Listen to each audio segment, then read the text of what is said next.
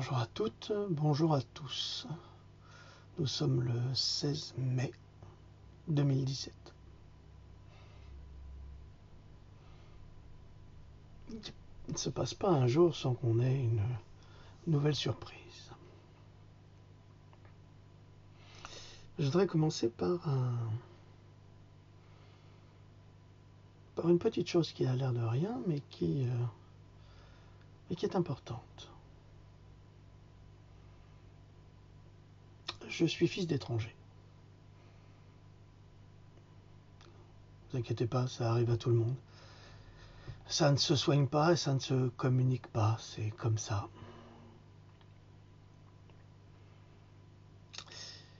Je suis né en France, bien sûr, donc je suis français. Et fier de l'être, alors là, très fier de l'être. Je suis fils d'étranger, pourtant j'ai une grand-mère qui avait un aïeul qui s'appelait Tadanier. Alors Tadanier, pour une Hongroise d'origine lointaine polonaise, ça fait plutôt français. Peut-être même que je suis plus français que certains Français qui le prétendent. Mais je m'en fiche. C'est pas ça qui compte. Ce qui compte, c'est que ce sont les étrangers qui font la France et qui font la fortune culturelle de cette France. Contrairement à ce que d'autres essayent de nous faire croire. Et ce que je souhaiterais dire, c'est que c'est pas facile. Ça n'a pas été facile pour nos parents et pour nous les enfants qui avons subi le racisme quotidien à l'école. Ah oui, les Maghrébins se plaignent de subir le racisme et utilisent ce racisme comme une arme. Mais nous qui sommes blancs, nous l'avons subi de la même façon. Parce que quand on traite un Maghrébin de sale arabe, ou quand on traite un petit Français qui ne sait pas pourquoi on l'insulte de la même manière, mais en lui disant sale tzigane ou sale juif parce qu'il ne va pas suivre les cours de religion parce que son père est athée, moi j'ai tout subi, j'ai tout eu. Toute mon enfance a été émargée d'actions racistes à mon égard. Alors ça n'a pas l'air, on dirait pas. C'est pour ça que je suis assez intolérant avec ceux qui se plaignent du racisme. Parce que nous aussi, on en a été victimes. Et c'était pas facile. Et on n'a pas compris. C'est comme les antisémites qui accusent les juifs d'avoir crucifié le Christ. Ils accusent des enfants d'avoir crucifié le Christ. Comme si les enfants juifs étaient responsables de ça. Enfin, soit dit en passant, je signale que ce sont les Romains qui ont crucifié le Christ. Bon. Un détail biblique historique. Comme les gens sont incultes, ça ne change pas grand-chose. Donc parfois, quand je parle des communautés confraternelles, comme la communauté musulmane, comme la communauté maghrébine ou africaine, je voudrais leur dire que je n'éprouve aucune forme de racisme primaire contre personne. Et au contraire, je comprends leur souffrance. Et si je me moque, c'est par ironie d'une situation, comme vous allez le voir dans ce texte. Mais une situation qui nous touche tous les Français. Et quand je parle de tous les Français, c'est tous les Français. Que ce soit les chrétiens, musulmans, juifs, arabes, chinois, africains, tout le monde. On est tous dans la même galère, on est tous en train de ramer. Et là, avec Macron et son esclavagiste, on va beaucoup ramer, contrairement à ce que vous pouvez imaginer. Alors on va commencer la petite chronique du jour. Qu'est-ce que je vous ai concocté? C'est pas très marrant.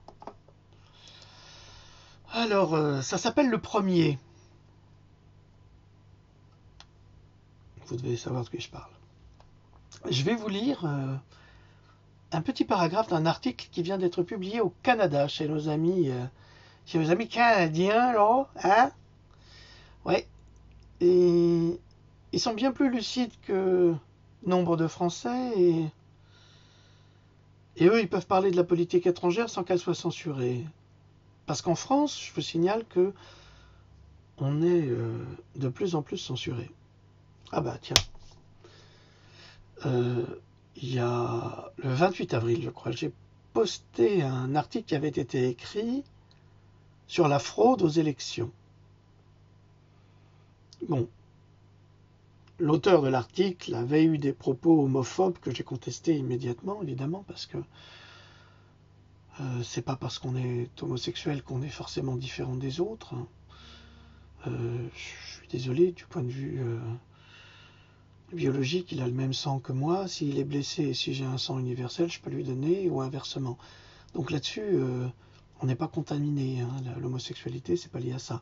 Et je voulais vous dire que dans mon livre Pandora, à propos de l'homosexualité, alors ceux qui s'acharnent contre les homosexuels, on a découvert que dans les perturbateurs endocriniens utilisés par Monsanto dans les produits phytosanitaires, les femmes enceintes qui s'alimentaient avec des produits pollués par ces produits-là développaient chez elles des poussées d'hormones pendant qu'elles étaient enceintes qui justifient aujourd'hui la naissance d'enfants qui ont justement des tendances vers l'homosexualité. Donc c'est une modification chimique qui a été mise en place par les lobbies comme Monsanto, qui aujourd'hui Bayer. Et je vais plus loin dans le développement.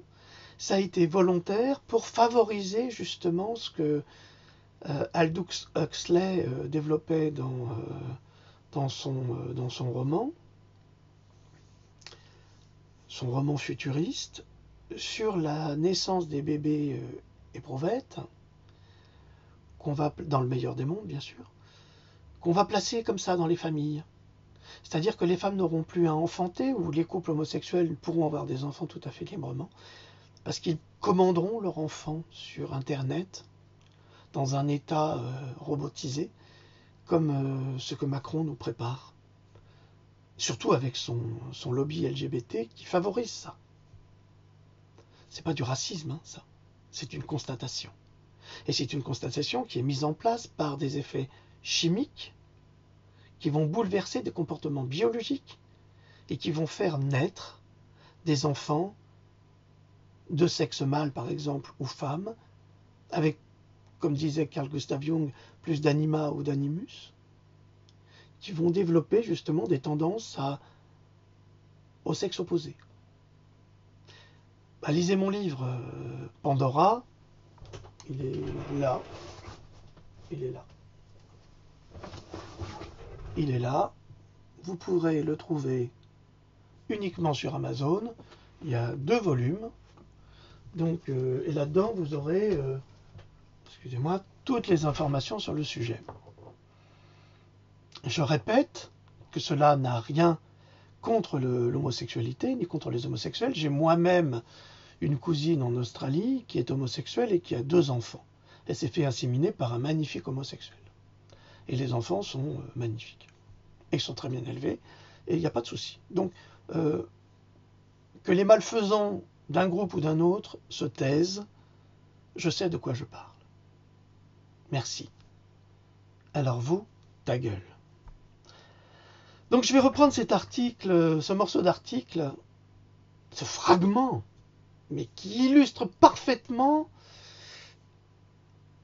la fourberie qu'ils nous ont bien placée. Entre guillemets, ouvrez les guillemets, de nouveau, une large majorité de Français n'a pas voté Emmanuel Macron. C'est étonnant. La majorité des Français n'a pas voulu qu'il soit placé à la présidence de la République française.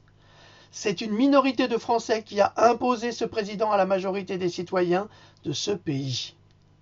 On retrouve encore logiquement la perversion du système électoral de la Ve République et l'injustice qu'elle fait régner dans cette parodie de démocratie. Une minorité, comme on le voit dans cette élection, peut en réalité s'imposer très facilement à une majorité. En résumé, 20 millions de voix l'emportent sur 27 millions de voix. Alors là, on a 27, là, on a 20. Mais c'est ces enfoirés-là qui gagnent. Vous comprenez comment ça fonctionne? Ça veut dire que si ça marche comme ça, vous vous fournissez un travail, le patron doit vous payer pour ce travail, ben non, il vous paiera moins cher. D'ailleurs, c'est ce que veut Macron, hein, il veut baisser le SMIC. Alors, baisser le SMIC dans une société où tout coûte de plus en plus cher, c'est très intelligent. C'est vraiment ne favoriser qu'une classe de la population. Alors ça a été publié sur un article que vous trouverez à www.mondialisation.ca. Le résultat final des fausses élections présidentielles. Vous tapez ça, vous trouverez ça de toute façon sur la version papier sur les réseaux sociaux. Maintenant, on va commencer avec mon texte. Le premier. C'est à cet endroit que mon désespoir est sans le moindre remède. La messe est dite, le roi Thelay a tranché en désignant son premier ministre, choisi dans la droite dure, mais sans la moindre expérience du pouvoir législatif et parlementaire.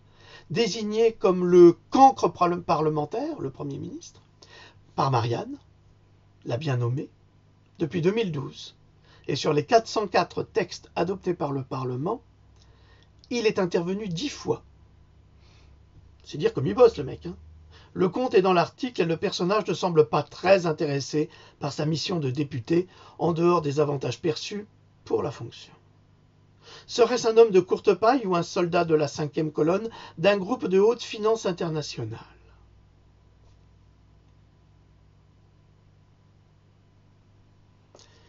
Je mets en lien l'article de Marianne. Il est davantage comme un vent du désert qui siffle et qui déchire le visage en projetant des vagues de sable fin pour éroder la conscience et la rendre silencieuse en embrasant la mort. Du genre sans pitié, effrayant tel un jeune loup affamé pour rassembler son troupeau dans un buisson et le dévorer à volonté à sa raison. Il serait, semble-t-il, responsable des troubles au Sahel avec les peuplades affamées et A. Reva, le frère de Manu Reva, le cousin de Chao Plantin, contribua à cet état de fesses, en pillant avec bonheur les richesses de l'Afrique, en refusant gaiement de ne point les solder à leur juste valeur. Pillage organisé de l'uranium africain pour une France-Afrique en pitié impudique étendue sur un lit de douleur. Voilà le Premier ministre dont nous avons hérité. Alors la presse nous en fait les choux gras, père de famille, 3 enfants. Non mais attendez, ça suffit ça. L'enfant du pays, père de famille, 3 enfants, faut arrêter. Faut voir ce qu'il a fait le type avant. C'est pas un saint, c'est loin d'être un saint.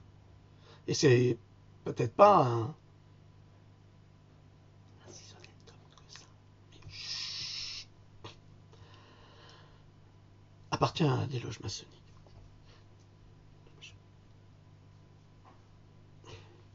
Habitué, ce jeune confraternel vert, ceux qui connaissent comprendront, breteur, tricheur, habitué à dire la vérité chez Atlantis Aletheia,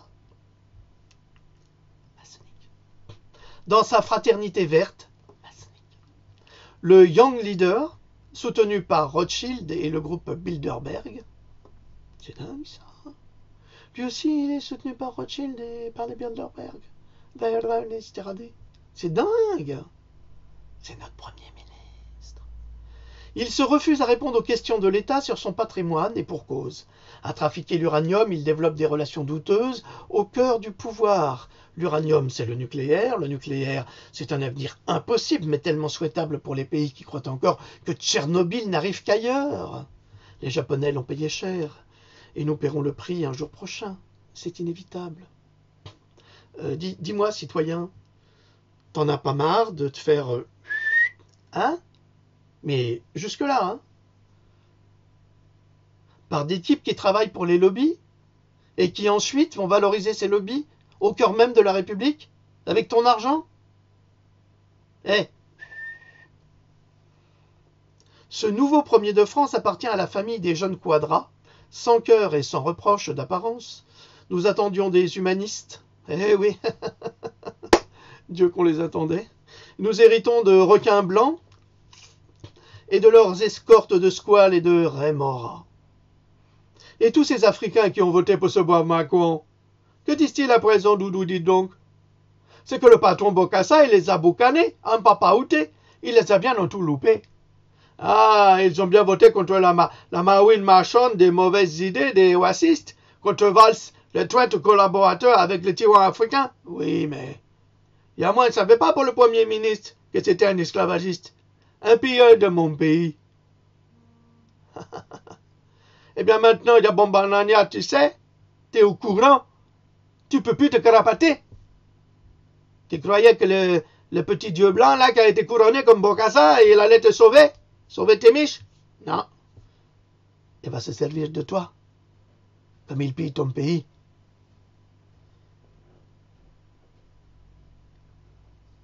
Excusez-moi. Je signale amicalement qu'il ne s'agit en rien de propos à caractère raciste, mais une simple ironie par rapport à une situation dramatique, car je n'ai jamais exploité, ni ma famille, la souffrance du peuple africain. Bien au contraire, pour cela, adressez-vous aux gens de pouvoir et à BHL. Parce que lui, il s'y connaît, hein, en France-Afrique. Et Valls, toujours hypocritement naïf, qui déclare « De manière très modeste, je pense qu'on a besoin de moi. » Il oublie la grande citation de Clémenceau « Les cimetières sont pleins de gens irremplaçables qui ont tous été remplacés. » Leur petit protégé mis en place, le Premier ministre, est un véritable esclavagiste qui considère les afros, comme des singes indignes de prétendre être français. Lorsque l'on voit comment il a contribué à traiter les Touaregs au sel de la terre, on peut imaginer comment il traitera les Français qui, pour lui, ne bossent pas assez. Ça commence bien.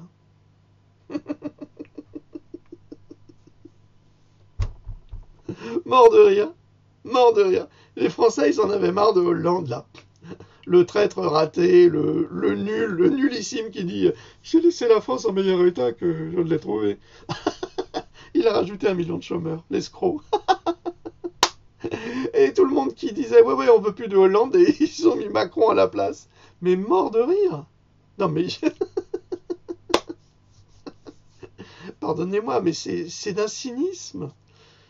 Il n'y a que les riches égocentriques protégés par l'oligarchie qui ont ce discours et qui le répandent comme une peste sur le monde économique pour polluer les esprits faibles qui répéteront bêtement la sainte parole des banquiers véreux qui devraient être en prison, mais qui ont le pouvoir en trichant sur une élection magnifiquement truquée pour installer Pinocchio au pouvoir. C'est une farce, on n'y croit pas. Il y a des bouleversements dans le monde entier. Les peuples se révoltent, mais partout, en Indonésie, en Amérique du Sud, au Venezuela, il y a le feu partout, partout. Et en France, mais excusez-moi, mais on nous encule et on se laisse faire.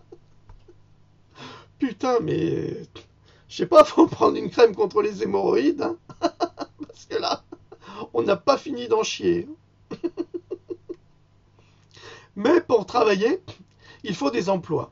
Alors le petit malin couronné, le petit Bokassa, qui a appartenu à un gouvernement qui a accentué le nombre de chômeurs de plus de 1 million, a certainement la solution. Au fait, où sont les emplois?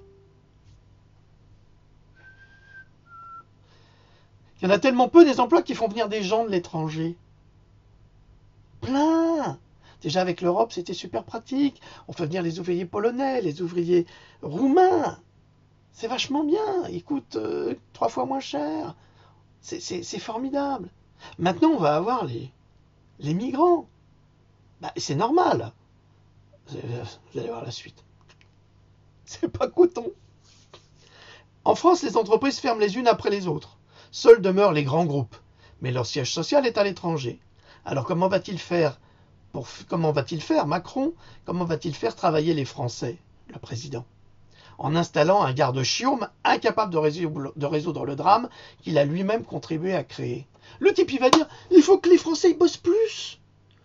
Alors il va faire des lois, il va supprimer les allocations chômage, il va augmenter les impôts. Attends, réfléchis un peu. S'ils suppriment les allocations, les gens ne consomment plus, ne peuvent pas payer leurs impôts, donc ils vont traîner dans la rue. Ah, c'est vrai, ils vont libérer les logements pour les migrants. Mais c'est bien sûr, c'est pas fini. Depuis Macron, les jeunes travaillent désormais pour 2 € la course, sans la moindre protection sociale. Ah, nos bons amis votants ont mis en place la destruction de nos acquis sociaux pour créer la plus infâme précarité sociale et économique jamais vécue dans notre pays, pour favoriser la manne des migrants qui arrivent des rêves plein la tête comme une illusion du paradis. Ben oui, on nous a promis qu'on aurait un Mercedes, un appartement et des femmes gratuites. C'est mon oreillette. Et c'est les mêmes qui leur ont fait ces promesses. Mais qu'est-ce que vous voulez? Imaginez, ces gens n'ont pas d'argent, doivent emprunter 11 000 € pour faire une traversée périlleuse. Ils ne sont même pas sûrs d'arriver à bon port. Dans les bateaux, quand il y a des musulmans et des chrétiens, il y a des bagarres. Souvent, les musulmans jettent les chrétiens à la mer. Et après, les autorités vont récupérer les assassins. Parce que quelqu'un qui est capable de jeter son frère humain à la mer sous prétexte qu'il a une autre religion, ou de l'égorger sous prétexte qu'il a une autre religion, pour arriver dans un pays où la religion dominante n'est pas la sienne, c'est que quelque part on est un conquérant. Et s'il est capable de jeter son frère de couleur à la mer, à se faire bouffer par les requins, parce qu'il est chrétien, qu'est-ce qui se passe? Qu'est-ce que ça veut dire?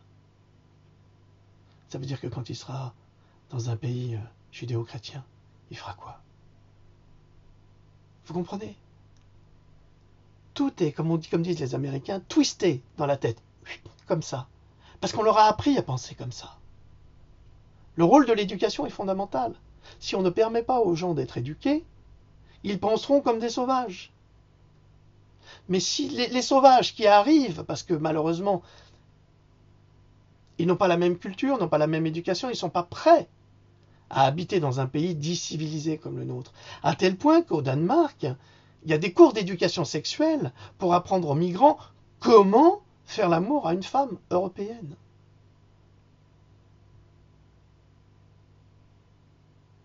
Tu comprends, tu ne dois pas la prendre comme ci, tu dois la prendre comme ça, tu ne dois pas lui mettre des claques, elle n'est pas obligée de te faire ce qu'elle fait habituellement, il faut qu'elle fasse, il faut que tu la laisses libre d'agir. Non mais attendez, mais est-ce que vous réalisez ce que ça veut dire quand on commence à éduquer sexuellement des gens qui ont des pratiques sexuelles qui sont pour eux acquises? Alors imaginez pour le reste. C'est tout à faire, il y a tout à faire. Je vous signale quand même qu'après la guerre, en 1945, quand les Juifs sortaient des camps de concentration et souhaitaient aller en Amérique, en Australie, en Angleterre ou n'importe où, on les mettait dans des camps des Juifs européens qui étaient cultivés. On les mettait dans des camps où ils devaient prouver qu'ils étaient aptes à s'intégrer à la société dans laquelle ils arrivaient. C'est juste un exemple, c'est pour vous dire le décalage qui est en train de se passer aujourd'hui. C'est un délire, et c'est pas du tout du racisme. C'est plutôt de la sociologie ou de l'ethnologie. Donc les discours racistes, c'est pas moi qui les porte. J'explique les choses. C'est pas par hasard que les Polonais et les Hongrois ne veulent plus laisser passer les migrants musulmans. Parce que ceux-là ne veulent pas s'intégrer. C'est normal, parce que depuis le traité de Strasbourg en 74-75, il a été conclu un accord entre l'Europe et les pays du Golfe pour que les musulmans puissent continuer à pratiquer leurs coutumes, leur langue, et que leur langue soit apprise à l'école. Mais c'est très bien de parler plusieurs langues. Mais il faut d'abord s'intégrer à la mentalité d'un pays. C'est ce qu'a fait mon père. Il a d'abord appris le français pour s'intégrer et pour travailler. C'est ce qu'il a fait. Il a toujours travaillé, mon père. Pourtant, c'était un sale étranger. Donc tout ça, c'est pour expliquer un petit peu la situation dans laquelle nous allons nous trouver. Nous nous trouvons sans que ces En anglais, on dit SOB, son of a bitch. Les fils de... Les fils de Pétain.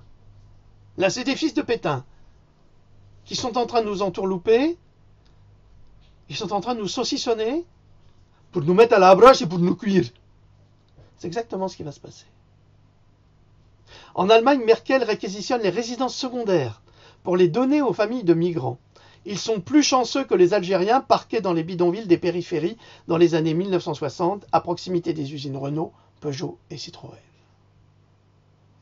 Alors si ça se passe en Allemagne, vous imaginez bien que ça va se passer à Paris, mais alors là, j'ose pas imaginer ce que vont dire les riches propriétaires immobiliers à Paris qui préfèrent laisser leur appartement vide parce qu'ils ont peur de ne pas être payés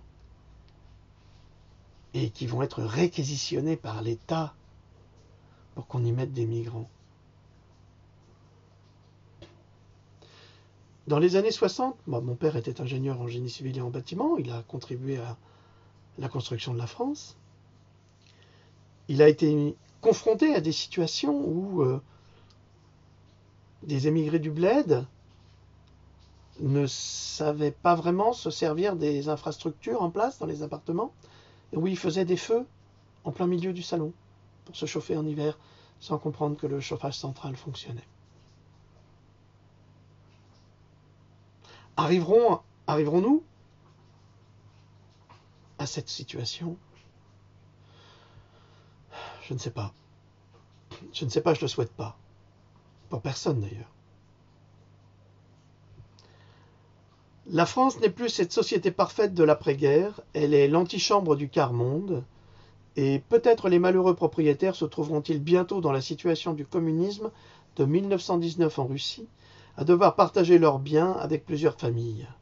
Déjà, les socialistes de Hollande, cette pourriture française, avaient lancé l'idée. Et peut-être n'est-ce pas seulement une idée lancée en l'air. Et nous devrons remercier pour cela les banquiers d'affaires pour la mise en place de cette réalité dramatique à plus d'un titre. Mais ce premier de la mauvaise classe n'a pas la face angélique d'un Raphaël.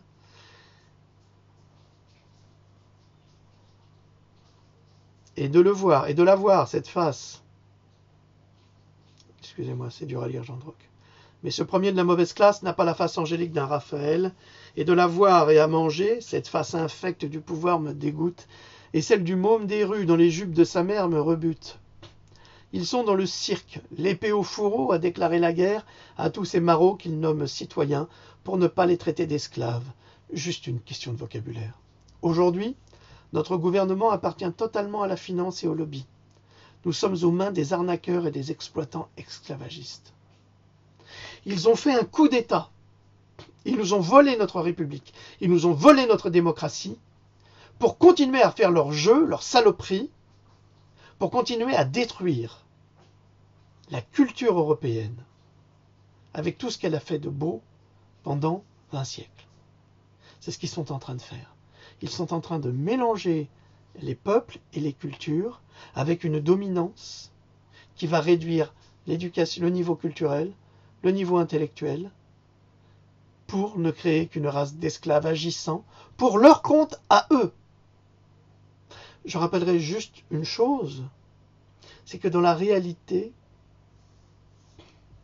les événements prouvent que parfois ça ne marche pas si bien que ça, puisque Mercedes s'est vraiment frotté les mains à l'idée d'utiliser cette manne de migrants comme ouvriers dans ses usines. Alors ils en ont viré plein, et puis ils ont pris des migrants à la place. Et puis les migrants, eux, ne sont pas venus pour travailler. En Suisse, il y en a qui réclament un salaire de 4 000 € par mois, une maison, une voiture. Et ils ne veulent pas travailler. Enfin, Mercedes s'est rendu compte que la qualité professionnelle de ses ouvriers était tellement mauvaise que Mercedes les a virés. Mais ces gens qui ont été amenés pour travailler et qui ne travaillent pas, que deviennent-ils? Eh bien, c'est difficile à dire et je ne veux pas en parler. Vous n'avez qu'à faire les recherches et vous comprendrez.